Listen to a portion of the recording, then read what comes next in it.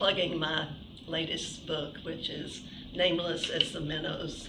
It's from Madville Publishing House Publishers, and it came out in June.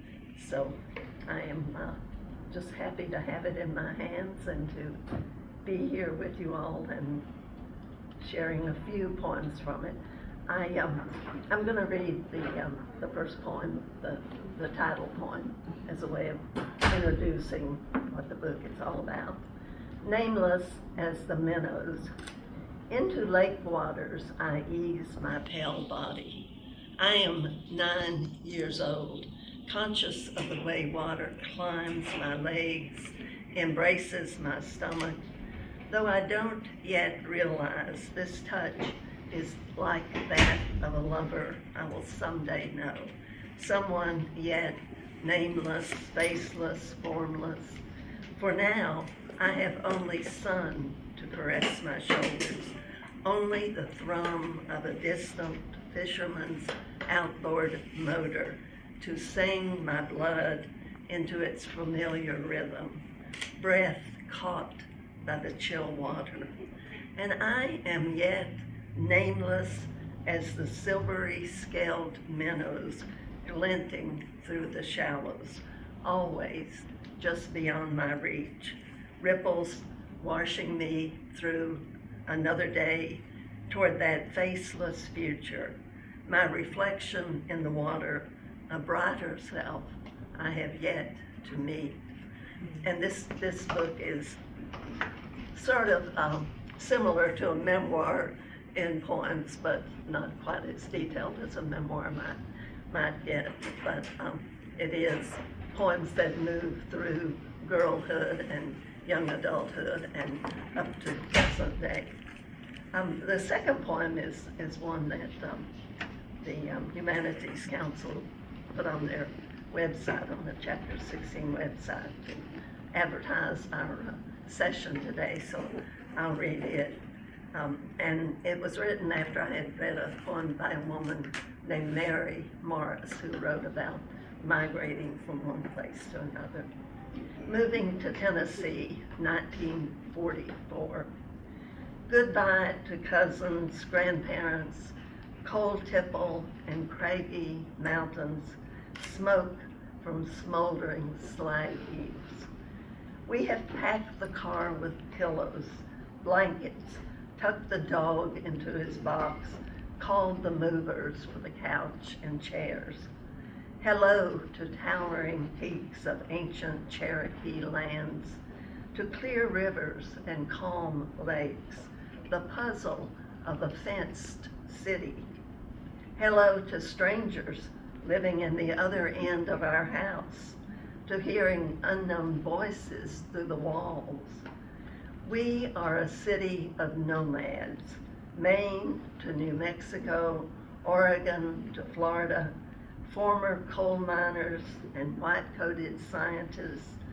We wander muddy roads, stand in lines for coffee, sugar, save gasoline rationing coupons for fuel to travel back home, where they fry chicken for our dinner, pile us kids all into one bed, spread sheets over the living room daybed for the adults. We have traveled too far to truly return, migrants formed from stardust, but not yet of the heavens. Someday we will journey through constellations, gaze upon the earth, a misty blue sphere floating in a dark sea, and we will weep for the fragility of such a home. Catherine. Even introduce myself, sorry. I just launched into the poetry. I'm Connie Green, and I am from East Tennessee, from a farm that's very near Oak Ridge and Knoxville. I grew up in Oak Ridge, so a lot of my poems are about being a child in Oak Ridge, and then many of my poems are about the farm where I have lived now for 61 1 or 2 years. My daughter's here, but she wasn't around quite that early. And my granddaughter is here as well. My husband and I, at the age of 25, maybe your frontal lobe isn't totally developed. My husband and I bought a 78-acre farm when we were 25 years old with a 1-year-old and another baby well on the way. And there was just a little small house at the top of the hill, and it was our plan that we would build a nice big house. It's a beautiful view looking out over the Cumberland Plateau and the other direction to the Smokies. And we had no money. We had a mortgage on a farm. You know, bankers weren't talking to us. So we moved into the little house that was 4 rooms and a cold water faucet. And my husband put a bathroom in the corner of the kitchen because with a baby and another on the way, that was where I drew the line. But cold weather came and we discovered we had no heat in the house. You know, it's a wonder the babies and we didn't all succumb to something or the other. But we lived through it. So here's a poem about trying to garden, trying to raise cattle on a piece of land that is not terribly fertile. Rocks. And the epigraph to this one is from Jesse Graves. Our rocks flourished with no attention at all. Rocks. Our first and most lasting harvest was rocks. Rocks we picked up across the pasture fields, heaved onto an open wagon, hitched to the small farmall that chugged up the hills we had bought as farm. Rocks we unloaded to fill gullies that rivered our ground, remnants of poor farming practices and still poorer soil. A purchase we in ignorance eagerly made, the yearning for our own land, a light that brightened those days of clay-locked earth, flailed with hoe, bean, and tomato plants doomed to struggle while we stubbornly hauled rock after rock to a place in the shade where only the lizards, occasional snake, saw their beauty and rejoiced in the abundant crop. And that was pretty much how it was. My husband is a retired mechanical engineer. He has never seen a tool or a piece of scrap metal that he did not instantly love and want to possess. So there's a poem about what it's like living with that. And the title is Help.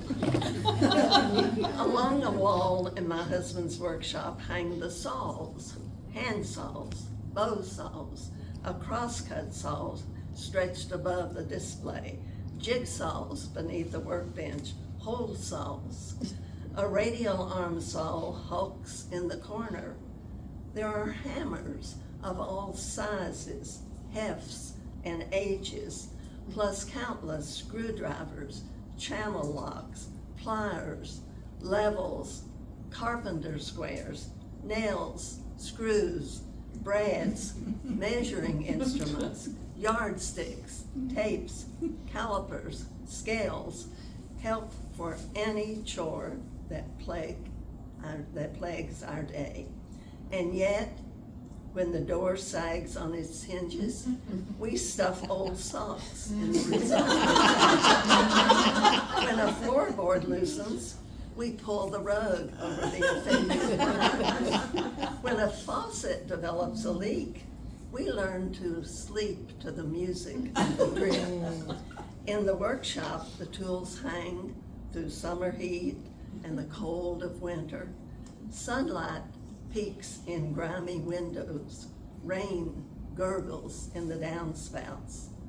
The tools live their solitary lives, neither humbled nor exalted, help a few steps away.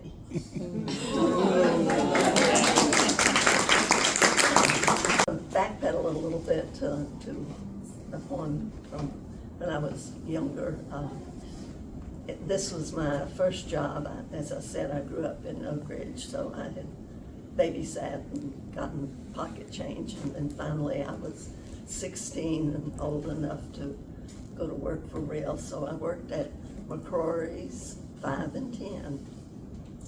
It is always midday in McCrory's 5 and 10. The overhead fluorescent bulbs bright as the sun, though only the front windows let us know what weather approaches. I am 16, my first real job, standing behind the toy counter, taking dimes and nickels in exchange for small cars, wooden paddles with balls attached by rubber strings, coloring books, boxes of Crayolas. Across the room, the popcorn popper pops its ratchety ditty. Smell of butter and corn mingle with the aroma of oiled hardwood floors, while the same Johnny Cash record sings all day to those of us gathered within the store's walls. Cash continually walking the line because he insists you collectively, individually, are mine. But I am in charge of the young, my pockets filled with pennies for the cash register. For who under the age of 10 knows about sales tax? Beyond the light, the ceiling peaks in dark shadows as we move through our day, bag, make change, punch our time cards as we come and go, walk home in the gathering dusk, the future somewhere beyond, the children's eager eyes, their hands reaching. That was back in the days when you had real counters and somebody right in the middle of the 4 counters, and you made your purchase and gave your money to that person, and then you left the store. There was no standing in line at a cash register. A little more contemporary poem. This is for those of you who like cats. Cats in sunlight. The cats slumber in afternoon sun. Light ignites orange streaks in their fur, highlights genes shared by gray tabby and tortoise shell sisters. Daily chores take me in and out of the room where they lie. My presence scarcely disturbs them, only a leg twitch to say, we aren't through here, go away until dinner time. Bless their sleep, O giver of longevity. May their rest add to their lifelines, so that for whatever years my husband and I have left to totter along the earth, our cats may remain with us, sleeping their requisite 20 hours a day in sunlit patches, curled on our dark bed all night, snug on the windowsill through rain and snow, their inert bodies a reminder. Slow down, slow down, slow down.